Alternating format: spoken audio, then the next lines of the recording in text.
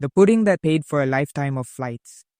In 1999, engineer David Phillips spotted a healthy choice promotion offering 1,000 frequent flyer miles for every 10 barcodes mailed in. His mind immediately probed the rules and found a fatal flaw. The promotion didn't distinguish between a $10 frozen meal and the cheapest item the company sold. After a brief search, he found his target: individual Healthy Choice pudding cups selling for just 25 cents each. The math was undeniable. For a mere $2.50, he could acquire 1,000 air miles. Phillips drove across his county, buying every pudding cup he could find, totaling 12,150 servings for a cost of just over $3,000. To handle the logistics of peeling every barcode, he donated the pudding to the Salvation Army, which agreed to have its volunteers peel the labels for him. He mailed in the labels and was credited with a staggering 1.25 million frequent flyer miles, enough for dozens of first-class international flights. As a bonus, the massive influx of miles granted him lifetime gold status on American Airlines, and he was able to claim his $3,000 pudding expense as a tax-deductible donation. How a retired couple legally hacked the lottery?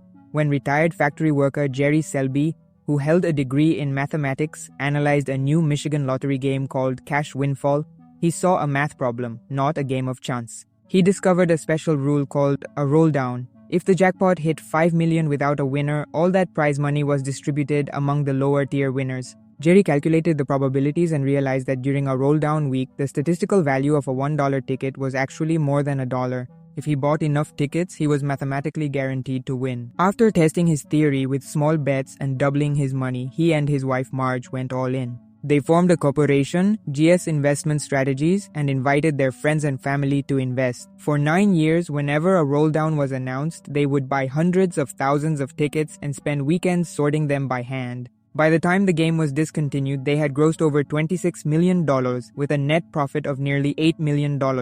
They used a simple mathematical loophole to turn a gamble into a certainty. The government program that accidentally created free money. In 2005, the US Mint wanted to get more dollar coins into circulation.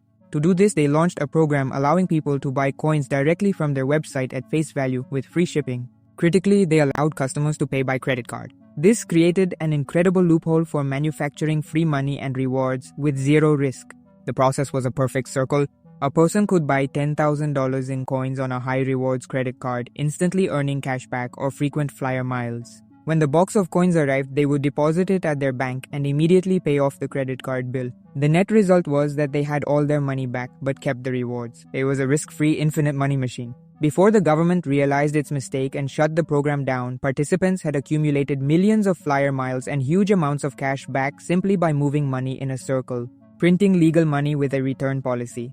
The Canadian store Canadian Tire has a popular loyalty program using its own currency, Canadian Tire money, given out with purchases. A man in Toronto discovered a brilliant loophole in their system by exploiting their return policy. First, he would buy a high-value item, receiving a significant amount of Canadian Tire money for the purchase. He would then leave the store, only to return a few minutes later to the customer service desk, where he would return the item for a full cash refund.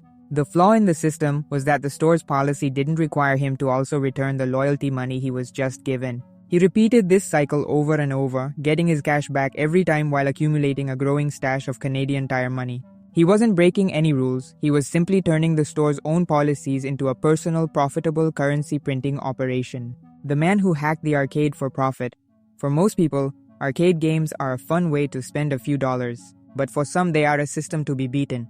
Professional arcade player Peter Dracos and others like him found a lucrative loophole in the economics of prize redemptions. They discovered that certain skill-based games, especially those that dispensed tickets, had a flaw in their design. The value of the prizes was less than the value of the tickets a skilled player could win. Dracos focused on a game called Pop the Lock, a simple timing game that paid out a 500-ticket jackpot.